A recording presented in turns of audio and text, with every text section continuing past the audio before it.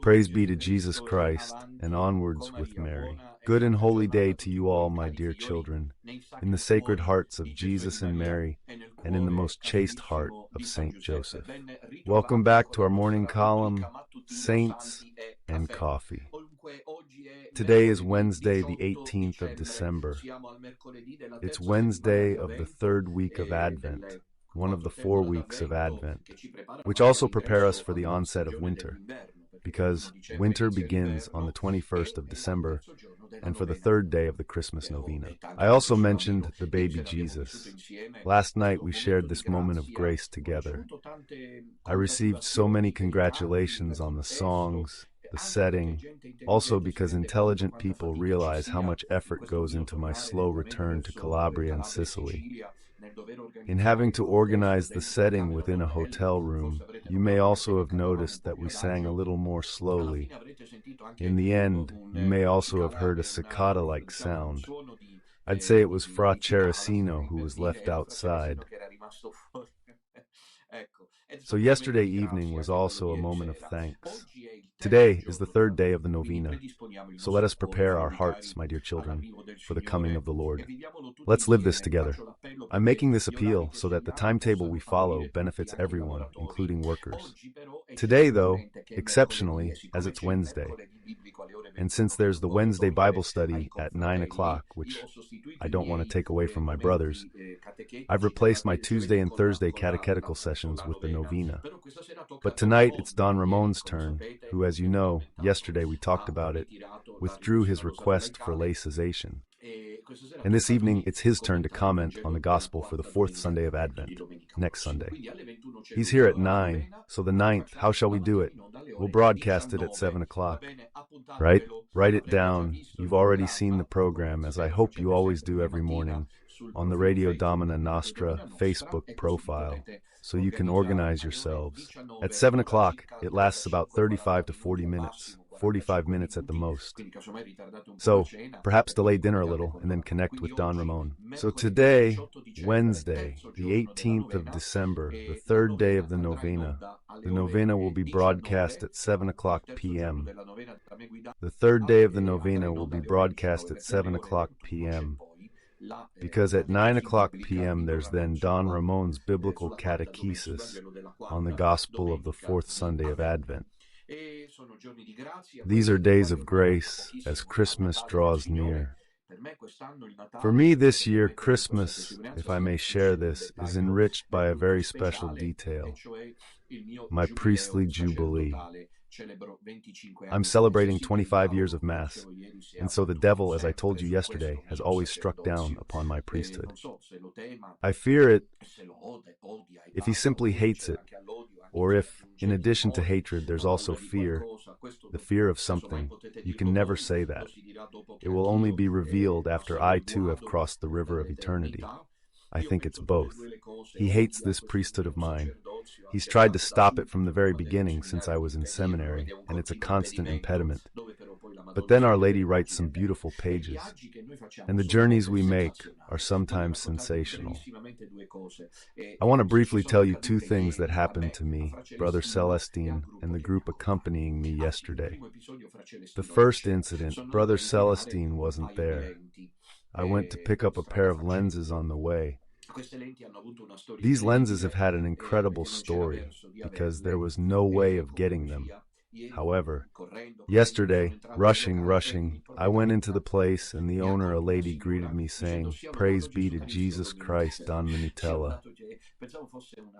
I thought it was a lady, a customer. It was the owner's wife, a wonderful thing, because the husband, the owner, had said that Don Minutella was coming, and she followed us to Milan and came to greet me, asked for the blessing of the premises. We gave her the medallions and so on. But yesterday, passing through Florence, where we stopped for the night, it was 7 o'clock, and then at 9 there was the catechesis. So we had to quickly find a pizzeria, a restaurant, where we could grab a bite. We went to our usual place in Florence. Well, imagine what's happening. Tell me if such a thing exists. These are beautiful pages being written. I read them in the lives of so many. I'm glad they're happening to us now. So let's leave the place. After dinner, it was about 8 o'clock, and yet people were still going in. A distinguished lady from Florence stops us. Hang on a minute, hang on, but you are... But he's with Celestino. Oh yes, he's definitely barefoot. It's Fra Celestino. I wasn't recognized somehow. My brother Celestino, yes. And the little sisters. So this is perhaps the first time that Don Minutella wasn't recognized. You'll understand why in a moment. But brother Celestino and the little sisters were, because the lady isn't someone who follows Radio Domina, and she's not one of the small remainder. Imagine the wonder. She's a lady to whom we gave, no, last year in June, we gave her a miraculous medal in the same restaurant where we met last night. Just like Sister Alessia does, giving out medals. Here, and not just her. Right, just as we were leaving, that lady, just last night, was going to have dinner there. And so she absolutely had to show us, opening her bag, she pulled out the miraculous medal she always carries with her. I said to myself, what lovely gifts the Madonna gives, don't you think?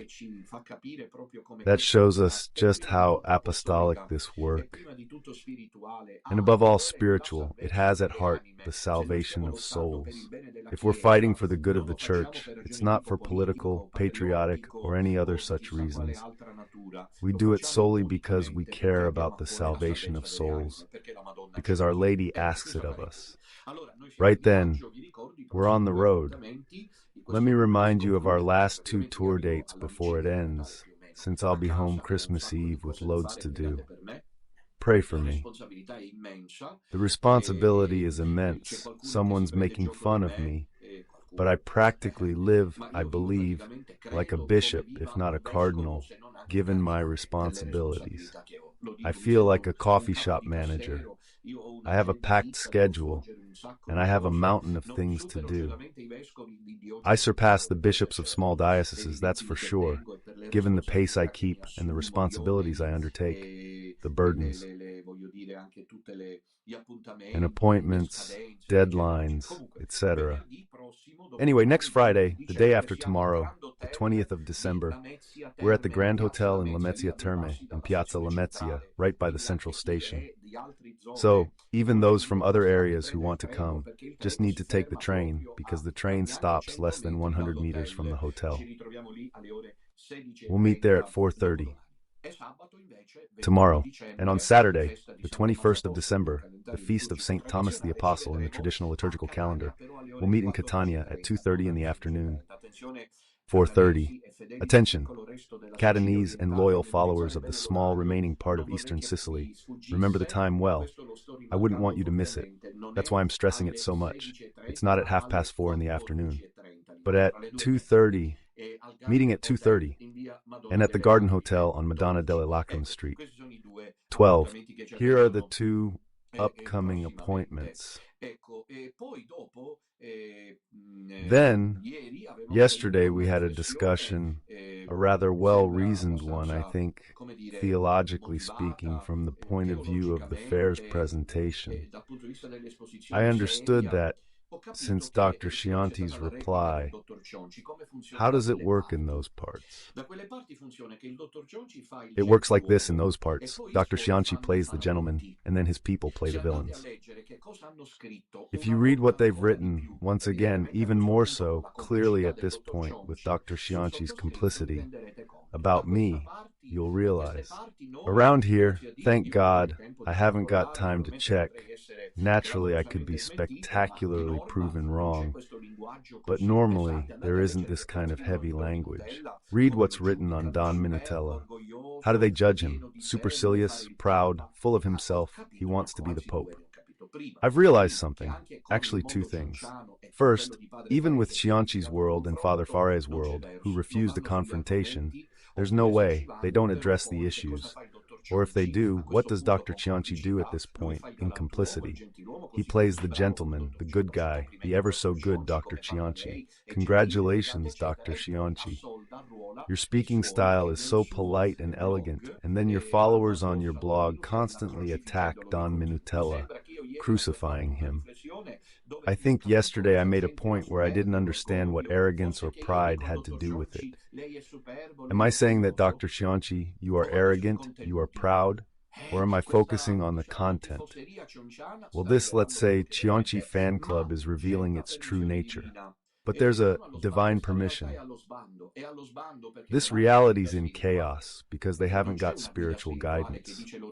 There's no spiritual guide telling them to pray. There's no spiritual guide leading them to Jesus and Mary.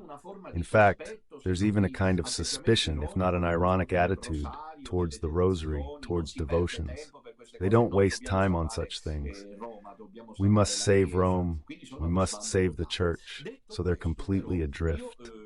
Having said that, though, I'd like to say that yesterday I gave a fairly important presentation in yesterday morning's Saints and Coffee column, in which I demonstrated that Benedict XVI's Non Nullus Normas, published in an antinomical, anomalous problematica from a legal point of view, spoke of a legitimately vacant see. Now, I've been told, because I'm traveling and haven't been able to watch it, that Dr. Cianci replied yesterday. I could only open the link. So, in which Dr. Cianci replies, reflecting on the issue of legitimacy, we're now splitting hairs to try and save both the sheep and the cabbage. So as I said yesterday, Dr. Cianci sees Ratzinger's code where he says it is. At this point, we only need to ask Dr. Cianci what Pope Benedict's real intentions were. Because where it's useful, Pope Benedict said it but didn't mean it. Or he didn't say it but he meant it. Where it's not useful, of course, Dr. Cianci's elegant acts intervenes to contradict.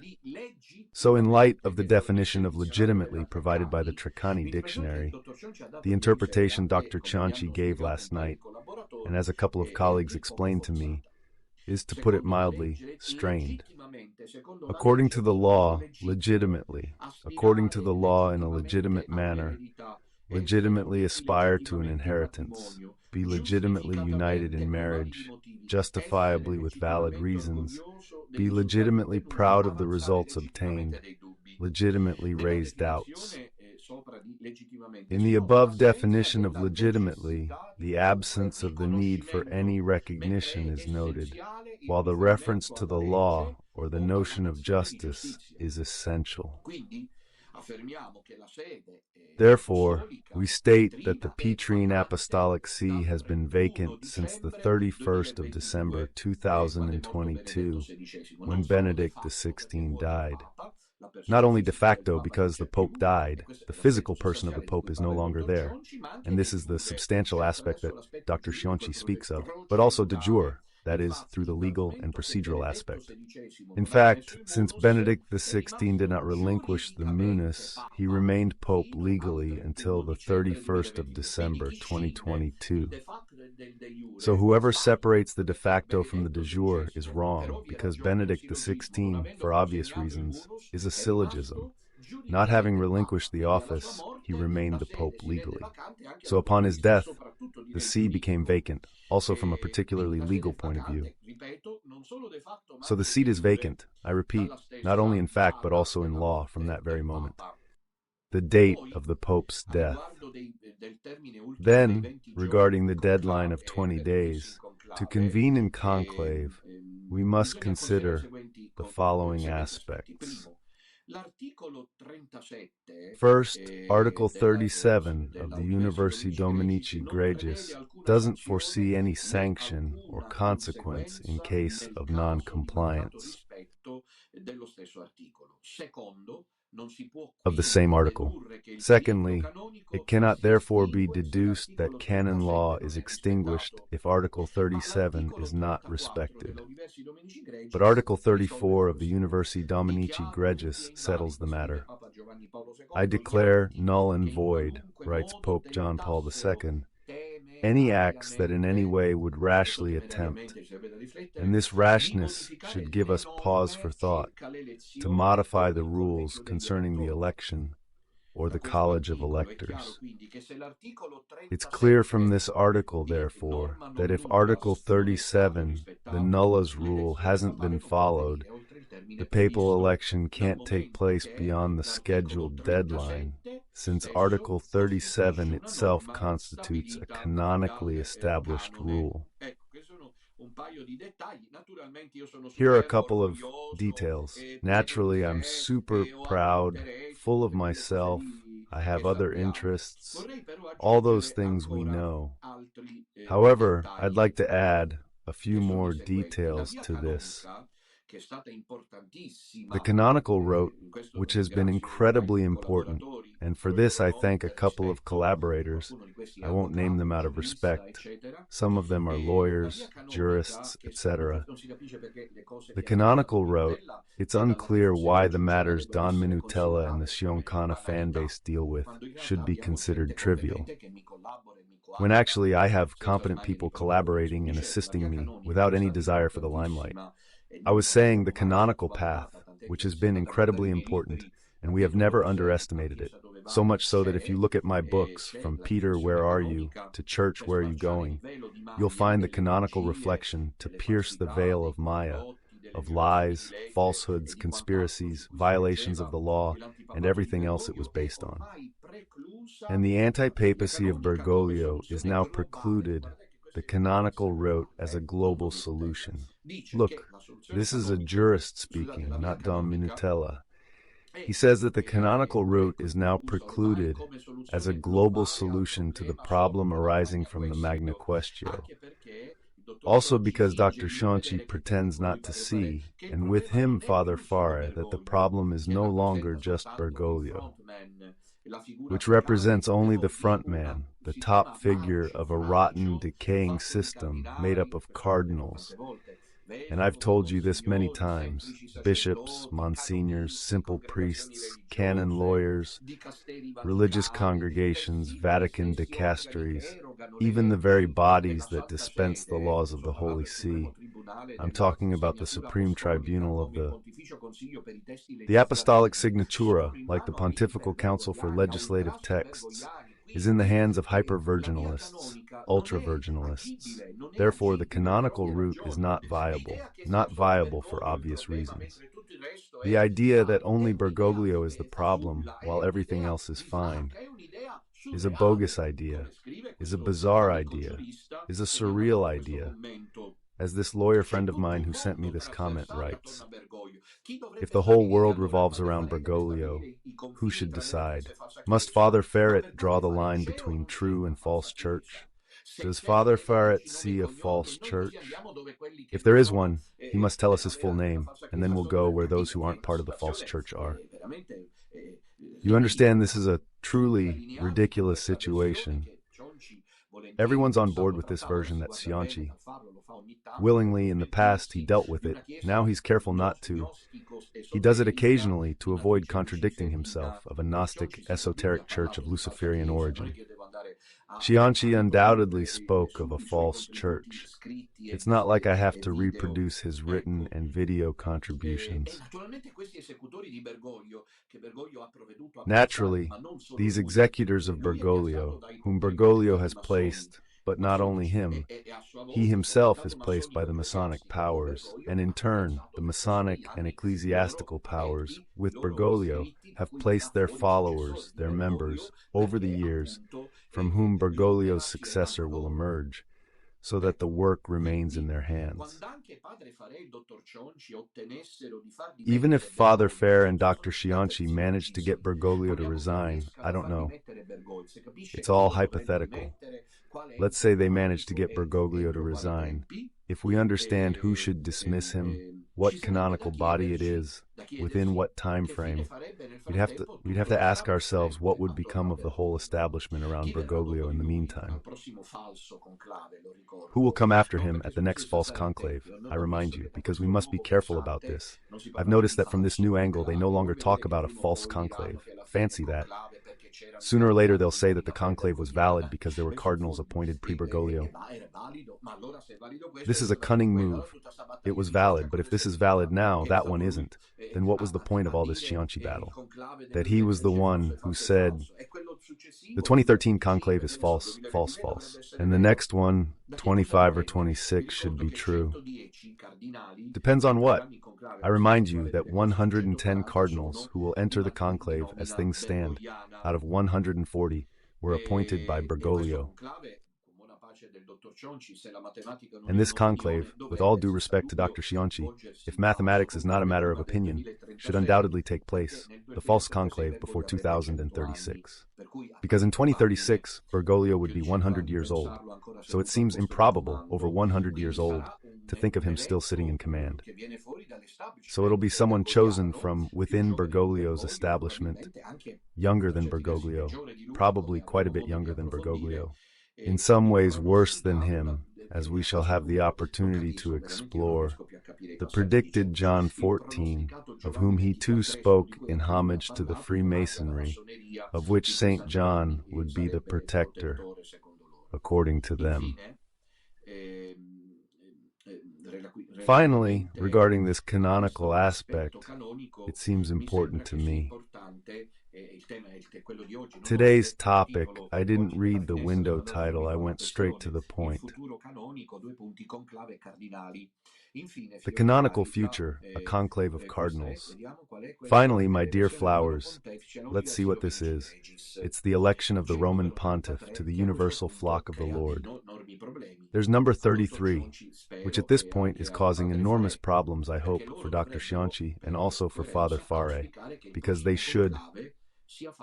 For consistency, I hope the next conclave is conducted by authorized cardinals who have the right to elect the Pope. I'll read out the number and then we'll discuss it later, because I want to share with you a contribution from Father Ioannis, who this morning, during the Mass homily broadcast live on Radio Domina at 8 o'clock, there's Mass every morning at 8 o'clock, also spontaneously commented on this issue I discussed this morning, and then Cianci repeated. Number 33 from Universi Gregis. I'll read it, then discuss. The right, that is, the potestas eligendi, to elect the Roman pontiff, belongs solely to the cardinals of the Holy Roman Church.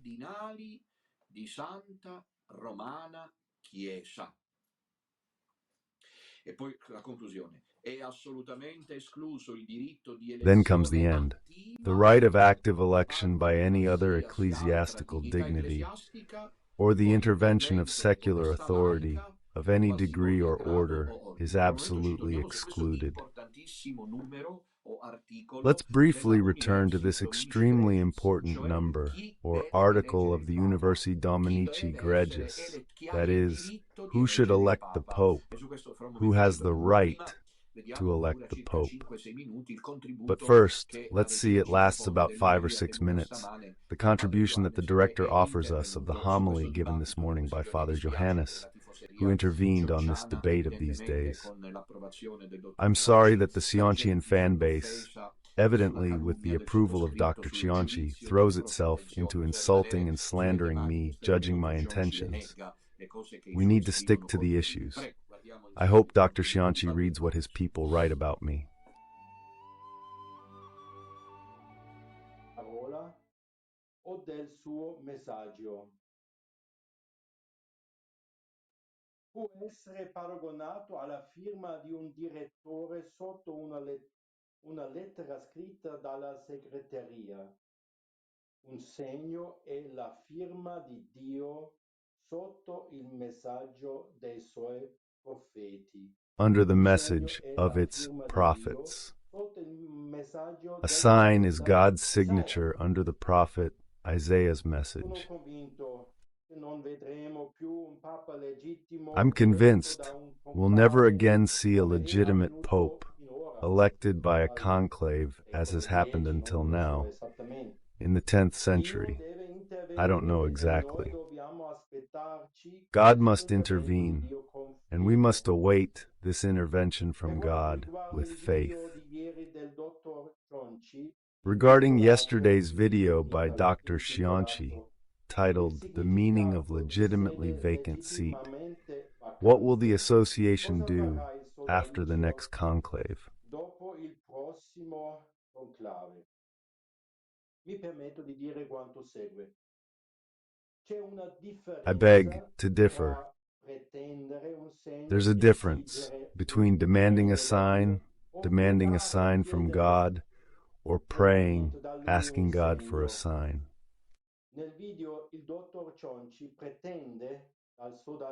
In the video, Dr. Cianci demands something from the association that, in my opinion, is inappropriate. So this really tests God or the priests of the sodality.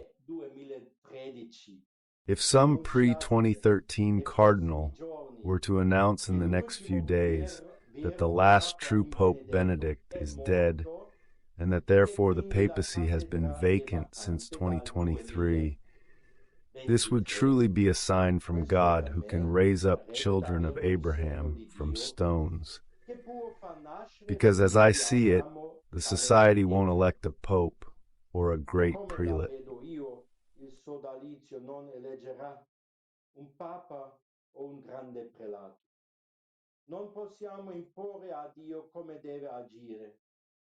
We can't dictate to God how he should act, but we can confidently pray for a sign. We can expect him to intervene, but impatience is out of place.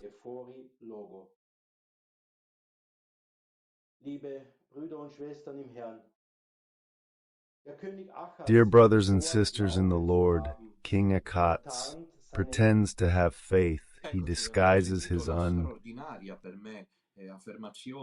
Here we are. You heard Father Johannes's extraordinary, for me at least, statement today. He's German, of course, so we thank him for the effort he makes to be understood by us as well. He spoke on the matter, and I believe elegantly urged Dr. Cianci to be more cautious in his statements, lest he too should face criticism from Cianci's supporters. When provocatively, he asked yesterday what the association will do with the next conclave. Father Ioannis has clarified a couple of points that Brother Celestine, Don Ramon, and everyone else also thinks. Namely that, given the current state of affairs, according to the very laws of the Church, I'll now cite numbers 33 and 34 of the Universi Dominici Gregis, God must intervene. Because if it's not one or more of the cardinals from the pre-Bergoglian nomination of 2013 to do something by the next false conclave, in which they will enter with full awareness of what they are going to do. And it seems that, as I will now tell you, they will enter because Cardinal Angelo, for example, the one from Genoa, Bagnasco, just the other day said that now we must begin to prepare. He said exactly that, begin to prepare. Thinking about the next conclave, for which the cardinals must get to know each other. The clues suggesting a pattern of behavior among the cardinals, including those appointed before the papacy of John Paul II, following the same methods as those appointed by him, are more than numerous. It's not like Dr. Cianci or Father Ferret can just ignore it. So then, when these men enter the conclave, which is false, they're automatically disqualified. So Father Ioannis says something very important, addressed to Dr. Cianci and all, truth be told. God must intervene. This matter is ultimately in the hands of the Eternal Father, or if you prefer, Jesus Christ, because the church is his, it's his bride. And if he loves her, he cannot leave her like this. God tells Father Ioannis that he must intervene. And this is the other aspect, and we must expect this intervention. It seems like a passage. We can't demand this sign. Whoever demands it lacks faith. You should never tell the Lord you're waiting for a sign, but I pray that the Lord sends a sign. It's different. Father Ioannis is right. We must always be very careful with ourselves. And this little bit he must... And Father Ioannis added something that's common knowledge to us, but the enemy pretends not to notice because they keep insisting with this propaganda that we will never elect a great prelate. There'll never be the election of a great prelate. Father Gibbard left unjustifiably, poor fellow. May God forgive him, and he took people with him based on a blatant falsehood because it's not true. Father Gabbard was convinced that we would elect in June. I'd have been Grand Prelate by now. Not just that, I'd been elected in Bologna last year already. Got it? And Father Johannes is right. These are things we've discussed amongst ourselves. There's no election of a great prelate, or worse still, a pope like the Cionciani. Dishonestly, they continue to maintain. At that point, I appeal to Dr. Cianci's complete dishonesty, because if he plays the gentleman, and then the comments on his blog are so violent, aggressive, dishonest, and malicious, investigating my intentions which they cannot possibly know, then there's no point in talking. Then the talk is no longer dialogue. No more dialogue now. We never talked about an election. So in my book, Maria and the Antichrist, I wrongly wrote, my dear friend Francesco Di Cuneo pointed this out to me, that the great prelate will be elected. He marked it and told me, Father, it's a mistake. Yes, it's a mistake. I wrote elected. I wrote elected. Actually, the great prelate, this figure who for many is mythical and somewhat frightening. Many see this figure as frightening. Who knows why? It's what God sends to save the church. Our Lady says, and I'm sorry about this contempt, I'm not talking about the prophecies, but directly addressed to the Blessed Virgin, who cares about the salvation of the church. She will hold the scales of the sanctuary. Our Lady says the great prelate will hold the scales of the sanctuary. Father Ioannis is making this appeal to Dr. Cianci. Right, here's the case. God must intervene, says Father Ioannis, addressing Cianci and probably Father Fair too. And we must expect this intervention. How? With prayer.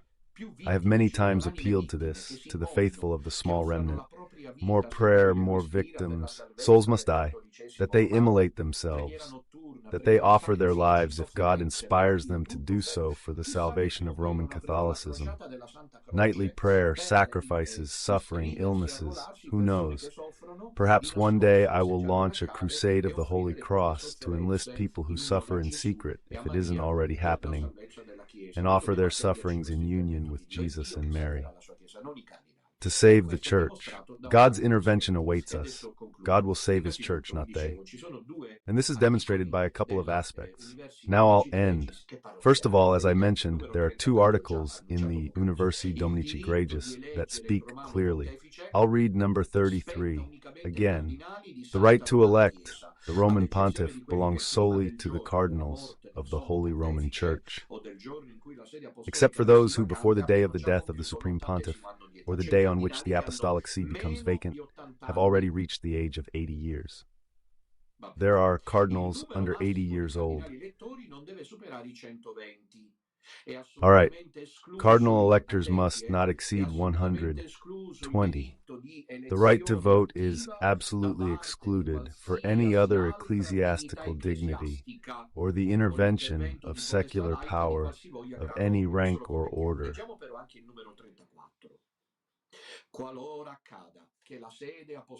Let's also read number 34. Should the apostolic see become vacant during the celebration of an ecumenical council or a synod of bishops, whether held in Rome or elsewhere in the world, the election of the new pontiff, let's memorize this, must be carried out solely and exclusively by the cardinal electors.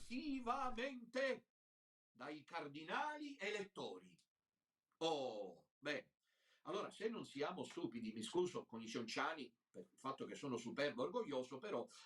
So if we're not stupid, my apologies to the naysayers. I may be arrogant and proud, but I'm not an idiot. I hope so, too. Sort this out. Fix this for me. The Pope is saying, John Paul II, with Ratzinger's complicity, clearly in Numbers 33 and 34, that only the cardinals of the Holy Roman Church have the right to elect the Pope. Number 33 says, absolutely excluded from the right to actively elect by any other ecclesiastical dignity. So what could it be for other ecclesiastical dignitaries? For bishops who are not cardinals because they were made cardinals by Bergoglio, but who are not cardinals because Bergoglio is not the Pope. Therefore, he cannot create cardinals. Those have ecclesiastical dignity. Take, for example, some bishops consecrated by John Paul II and Benedict XVI, who were made cardinals by Bergoglio. He's got church rank, but he doesn't. He's not a cardinal, so he can't elect the Pope. Number 34 clearly reiterates that the election of the new pontiff must be carried out solely and exclusively by the cardinal electors. Who are these cardinal electors? Who are they? Pre-Bergoglio, cardinals. So Tepperon, Cianci, and Father Pere don't live on Mars. They should acknowledge it, but they don't. They don't want to. And that's a lack of respect towards their followers, which, allo stato attuale delle cose, sic stantibus rebus, means there's not much to hope for. Today, Father Ioannis said it clearly, and we in the sodality think there's absolutely nothing to hope for from those who should be responsible for intervening. But the cardinals appointed pre-Bergoglio. First of all, why were they silent when Benedict XVI resigned? They kept quiet, and what's more, they were complicit in Bergoglio's election. They kept quiet in the face of all Bergoglio's proclaimed heresies. They haven't proclaimed the Pope is dead of 31 December 2022. So I wonder if this isn't already enough to highlight the aporias of pre-Bergoglio cardinals who don't move at all. And on that subject, I'd say, we're seeing cardinals already starting to talk about the post-Bergoglio era. For example, a cardinal said who to vote for if we don't know the members of the college. The risk is that we'll relive the 2013 conclave where we chose Bergoglio, because we were given an image of him that was completely contrary to what he really was. So the point is, it's pointless beating around the bush. You have to look at things with the right eyes. If the cardinal electors comply with church law, then we are following canon law. Only those appointed pre-Bergoglio. And if these cardinals have their current status at this moment, it's 9 o'clock and the reports from the 5th of December 2024 suggest they're already getting to know the cardinals appointed by Bergoglio. I don't know if Cianci sees these things. They invite each other. Ripoll has no problem inventing, let's say Bagnasco, I don't know, who perhaps isn't an elector anymore, etc., etc. You understand? That is, amongst themselves, those appointed before Bergoglio invite those appointed by Bergoglio. They're all a bunch of cronies, my dear children. Why won't they understand? It's a terrible mistake. So then, it's pointless for you to provoke me by asking, what will the priests of the sodality do? He needs to accept it, this insistence that we had to sign the statutes he wrote. It's just intellectual arrogance. It's not as if he suggested we at least look at it together. He gave it to me, but it had to be that one. Got it? It should be incredible how it's going. So Father John answered today. We expect God's intervention, and we know this is an act of faith. Here, it's an act of faith because the church is Jesus Christ's. And if the church is Jesus Christ's, the Lord will intervene in the sense that he will find a solution that will allow the church to be saved. Beyond the machinations of the cardinals, even those appointed pre-Bergoglio, because the fact that there were machinations is quite evident, my dear children. So we must wait for God to intervene, also because the two supreme bodies that issue laws in the light of the canonical council, the Supreme Tribunal of the Apostolic Signatura, and then above all the Pontifical Council for Legislative Texts, which has the advisory task of helping the Pope in the application of canonical norms, are both bodies entirely in the hands of the Bergoglian establishment. This cannot be ignored. What now? Are we waiting for Greek calends to see how it ends? No, we must instead be clear that we're dealing with a situation where the pre-Bergoglio cardinals are unlikely to do anything. Look at this comment. I'm going to read you. A cardinal who won't name himself wants to say this about his brothers. When you speak with Bagnasco, Piacenza, or Maraglia, they're very critical, or at least keep their distance from Cardinals Müller, Burke, Sara, and so on. They're the ones trying to maintain a middle ground. It's the center-right, says this cardinal, laughing. Offers another perspective on the conservative traditionalist world. While progressives try to varying degrees to appear united, they also criticize those similar to themselves. This is a typical ailment of the traditional world. This shows that in practice, among the cardinals of the conservative traditionalist world, there is no, and this is a fact, it's true, synergy, unlike what exists in the world of Bergoglian cardinals. So these cardinals appointed by Bergoglio have no right to elect the Pope. I wouldn't want the trouble that Cianci feared elsewhere to reach him. I wouldn't like to, I'll hazard a guess, that Dr. Cianci will be forced into some kind of a fix. Because if the conclave arrives, and it will, sooner or later it will, for me it's a matter of little time, this pseudo-conclave is all a staged performance, where they read out Bergoglio's successors, cardinals appointed by Bergoglio. It goes without saying that the conclave could be. It's not valid because there will be cardinals appointed pre-Bergoglio.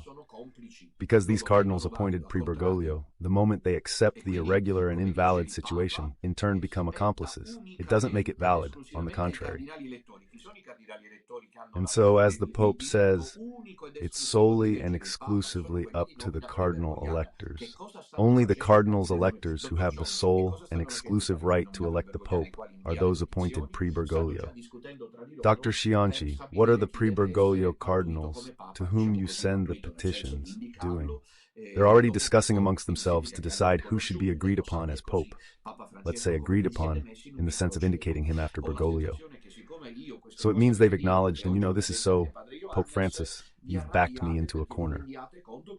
I have a feeling that since I dedicate myself to these things, and Father Ioannis also spoke about them today, you're angry because you realize it's true. You've painted yourselves into a corner. What will the fellowship do?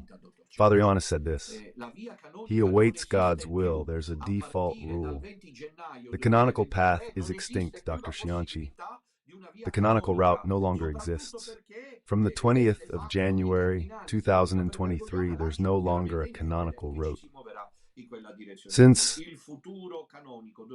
the pre-Bergoglio cardinals clearly indicate that movement will be in that direction. The canonical future, conclave and cardinals, in the one, in the others, are institutions. Moreover, I remind you both the conclave and the cardinalate, so that it does not escape. As a theologian, I say, superb, proud, but as a theologian, that the conclave and the cardinals are sacrosanct institutions, for goodness sake, but not divine. They're not divinely ordained institutions, so they're not infallible. And the Lord can decide. If the Lord were to surpass the Petrine monolith, then we would have to have some doubts. If anything, rather than surpassing it, he freezes it, let's say, so to speak. But it's divine in nature. But the conclave can easily be surpassed. The cardinalate, the cardinals, can easily be overcome because they're not appointed and they're not of divine foundation.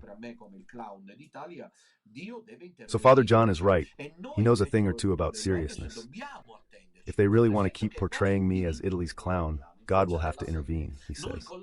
And we, Father Ioannis said, should expect, in the sense that it's almost a right we have, by virtue of faith. Through faith, we gain rights before God. In the sense that we expect his intervention. That's legitimate. So when we, of the small group, the association, wait for God to intervene, and we're not doing anything so unusual, you go your own way. Father Fares, it seemed to me, appeared right from the start, after an initial moment when I hadn't. I understand his achievements, but it seems like a dead end, a blind alley. You've put yourselves in a dramatic situation, and in my opinion, you're already starting to figure out, because I know Dr. Cianci, how to get out of it, how to overcome it, when they see that the cardinals will enter the conclave and calmly read out the successor to Bergoglio as if nothing had happened. Crown and rosary in hand, while others mock us. Let's wait for God's intervention, and be aware, it could come at any moment. The Eternal Father doesn't ask permission from Don Minutella, nor Father Fair, nor Dr. Cianci, nor Tom, Dick, or Harry. When the Eternal Father decides to intervene, the prophecies speak of an extraordinary intervention by God, through the great prelate, or through any other initiative that heaven has ordained. We pray and we move forward. I remind you that tonight at 9 o'clock we can, in the meantime, for telephone calls, you can call the number of an authorized representative at Radio Domina for this or other matters. I was telling you that tonight at 9 o'clock there's Father Ramon with the Wednesday Bible study. Therefore, the third day of the novena will be broadcast today, quite extraordinarily, at 7 o'clock on Radio Domina Nostra's YouTube channel, where I invite you to like, share.